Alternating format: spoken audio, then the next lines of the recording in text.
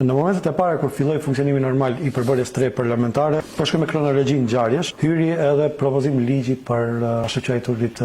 Branitella. Si e vlerësoni njëhetin e këtij propozimi ligji dhe çfarë do ndodh me fatin e tij, sepse kuptohet që është një ligj që sadokudo përzien emocionet edhe të njerëzve, të qytetarëve thjesht, edhe të vetë deputetëve. Mendoj se nuk do shumë mend kjo për ta konstatuar se cili është qëllimi. Dihej se përbërja e kaluar e shumicës parlamentare, e cila e kishte në renditje dhe kishte mundësi ta zgjidhë për shkak se edhe ishin në organet qeverisës edhe shumicë parlamentare, nuk e zgjodhën dhe punën e parë që e bën e propozuan të njëjtin ligj në parlament. Intenca është për shkak të humbjes në një terren politik të numrave të votave, që të krijohet një tension ndëretnik dhe unë mendoj se kjo është gjëja më e keqe që ne ja bëjmë vetvetes. Gjithmonë kur kemi në një krizë politike, partijake, mundohemi ta hedhim topin për ta defokusuar opinionin te dështimet tona, ne nxisim një problem ndëretnik dhe mundohemi që edhe ashtu raportet fragjile mes dy komuniteteve më të mëdha në vend shqiptarëve dhe maqedonasve, vend se të japim gjithë kontribut që t'i përmirësojmë, ne bëjmë këso veprime të cilat i vështërsojnë apo vendosin pyka